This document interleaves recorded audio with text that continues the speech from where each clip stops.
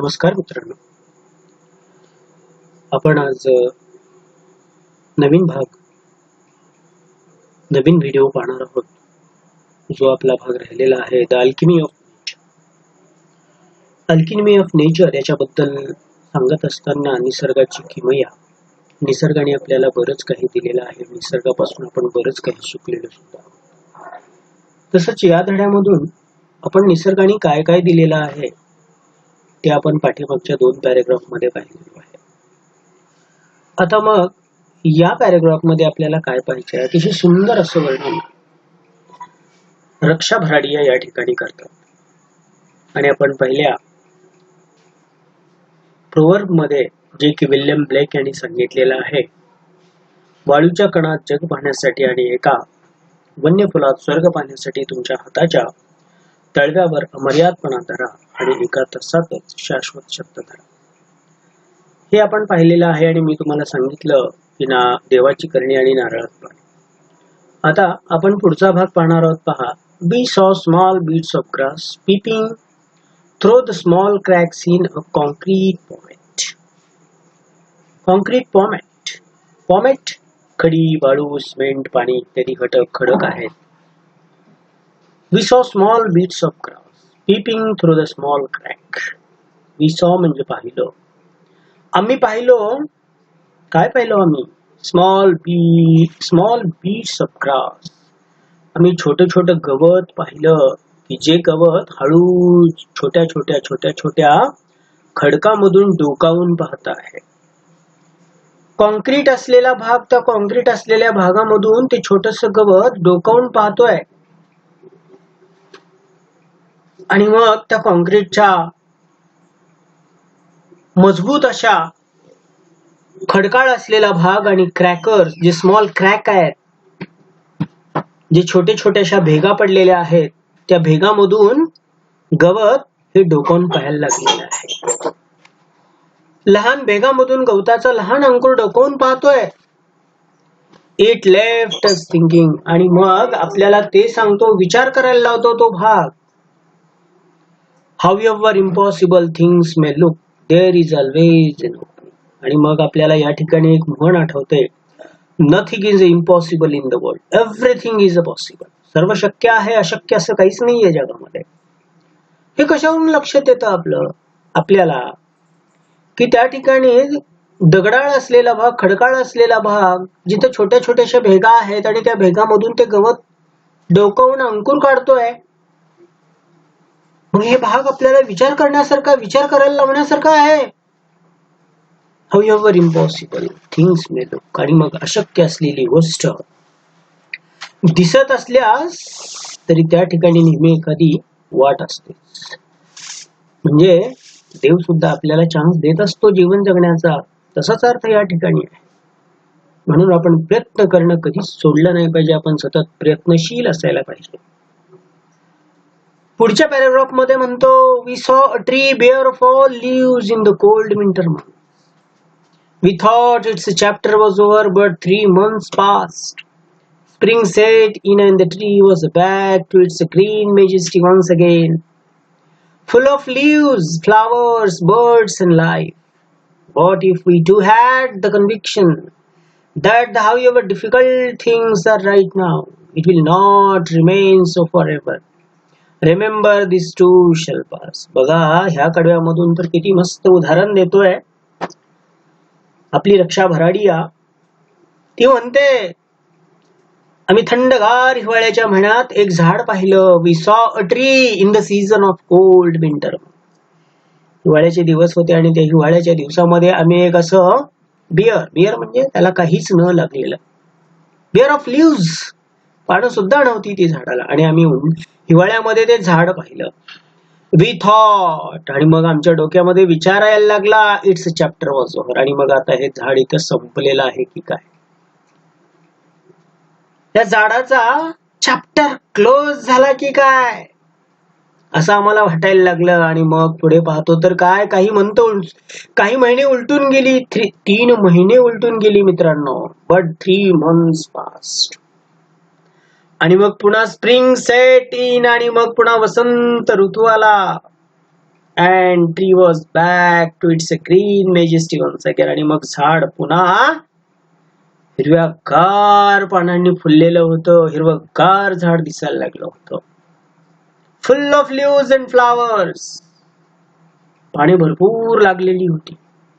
फुलं सुद्धा भरपूर लागलेली होती. पक्षी त्या झाडावरती चिवचिवाट करत होते आणि नवीन जीवन त्या झाडाला जणू काही मिळालेलं आहे असं वाटायला लागलं होतं. आणि म्हणून मी सुद्धा तुम्हाला सांगतोय, नाराज निराश होऊन कधी जीवन जगू नका. या झाडासारखं जीवन जगा मित्रांनो. हिवाळ्यामध्ये झाड बियर म्हणजे BARE, काहीच नसलेलं, पानं नसलेलं, फुलं नसलेलं आहे. पण पुन्हा तोच दिवस 3 महिन्यांनी येतो की झाड पुन्हा फुललेलं आहे. वसंत ऋतू आलेला आहे. म्हणून आपल्याही जीवनामध्ये चढ उतार असतोच. 4 दिवस सुखाचे असतात, 4 दिवस दुःखाचे असतात. त्याच्यासाठी खचून जाणं योग्य नाहीये. सतत प्रयत्न करणं, प्रयत्नशील राहणं हे खूप गरजेचं आहे. What if we too had the conviction that however difficult things are right now, it will not remain so forever. Remember this, you shall pass. आणि मग पुन्हा आपल्याला रक्षा भराडिया सांगते, आपण पाहिलं की पण 3 महिन्यांनी झाड पुन्हा वसंत ऋतू बहार आला. आणि मग आपला सुद्धा विश्वास असला पाहिजे. आपला सुद्धा विश्वास असायला पाहिजे. जरी आता अशक्य गोष्ट दिसत असली तरी त्या तशाच राहणार नाहीत. लक्षात ठेवा, हे सुद्धा निघून जाणार आहे. आणि मग मी तुम्हाला अगोदरच सांगितलं होतं मित्रांनो, आपल्याही जीवनामध्ये असंच आहे. ह्या गोष्टी काय अशाच राहणाऱ्या नाहीयेत, ह्या निघून जाणाऱ्या आहेत. म्हणून आपण सतत प्रयत्नशील असायला पाहिजे. पुढचा पॅराग्राफ काय म्हणतो पहा. We saw an army of ants lugging a fly which was at least 10 times the ant size. The ants organized themselves around the fly, lifted it on a frail and fearless and carried it to the quiet and distance. Their teamwork and the perseverance were impressive. What if we too are consistent? Organized, focused, spider webs are delicate, yet very strong. A rainbow colors the entire sky. Hostiles take in a grain of sand and they open up with the pearl. Innumerable stars shine across the infinity sky. Clouds take new shapes with every passing moment. The wind makes trees dance with the unhindered passion. Water without hint of a go. Chances form according to the dictates of the sun and the wind. And when we see a caterpillar turn into the butterfly, a flower turn into fruit, and we experienced alchemy of nature, we touch it and became golden ourselves. रक्षा भराडिया. बघा, हा तर किती सुंदर paragraph आहे. We saw an army of ants. Army कशाला म्हटलेलं आहे इथं? या ठिकाणी काय? ants म्हणजे मुंग्या. Ants lugging fly was at least 10 times the ant size. आम्ही एका माशीच्या खूपच प्रयत्नपूर्वक ओढत नेणारी मुंग्याची फौज पाहिली. मुंग्याची फौज असते बघा, प्रत्येकाच्या घरी निघत असते. आणि ते काय करतात, त्यांच्या तोंडामध्ये उचलत नसलं तरी काही भाकरीचा तुकडा किंवा चपातीचा तुकडा घेतात आणि एकमेकांना शेअर करत ते जात असतात. The ants organize themselves around the fly. ती माशी मुंग्याच्या आकारापेक्षा कमी 10 पट मोठी होती. 10 times the ant size. आणि 10 पट मोठी असताना सुद्धा त्या मुंग्या ants organize themselves around the fly. आणि त्या मुंग्या माशाच्या भोवती सुसंघटित झाल्या. Lifted it on a frail flares and carried it to quite a distance. आणि तिला त्या कमजोर पायांच्या सहाय्याने उचललेले आणि तिला फार अंतरावर वाहून नेले. Their teamwork and perseverance were impressive. आणि त्यांचं टीमवर्क, एकत्र काम करण्याची पद्धती आणि त्यांचं सदैव प्रयत्न करणे हे अतिशय आकर्षक होतं मित्रांनो. What if we are too consistent? आणि मग त्यांचं सांघिक कार्य आणि चिकाटी प्रभावी होती. आपण सुद्धा सुसंगत, संघटित, केंद्रित असले पाहिजेत. कोळ्यांचे आणि या ठिकाणी पुढे पुन्हा आणखी उदाहरण दिलेलं आहे बघा. Spider webs are delicate. आपण जे काही घरामध्ये स्पायडर म्हणजे काय म्हणतो, कोळ्यांचे जाळं नाजूक असतं खूप, इट व्हेरी स्ट्रॉंग, पण ते खूप स्ट्रॉंग आणि मजबूत असतं.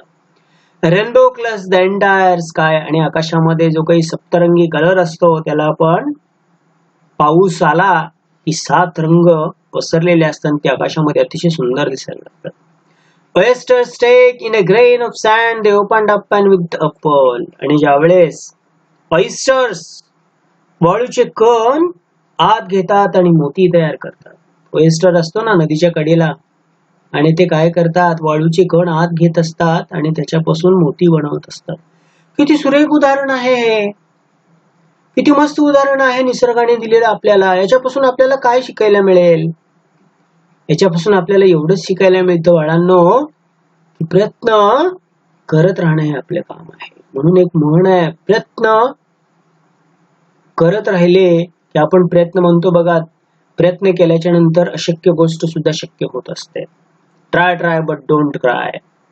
इन्युमरेबल star shine across the infinity sky, आणि आकाशामध्ये असा असंख्य चांदण्या चमचम चमचम चमचम करत असताना आपल्याला काय देतात, उजेड देतात. Cloud takes new shape with every passing moment, आणि मग पुन्हा ढग काय करतात, नवीन नवीन नवीन नवीन शेप घेत असतात, आकार घेत असतात क्षणाक्षणाला.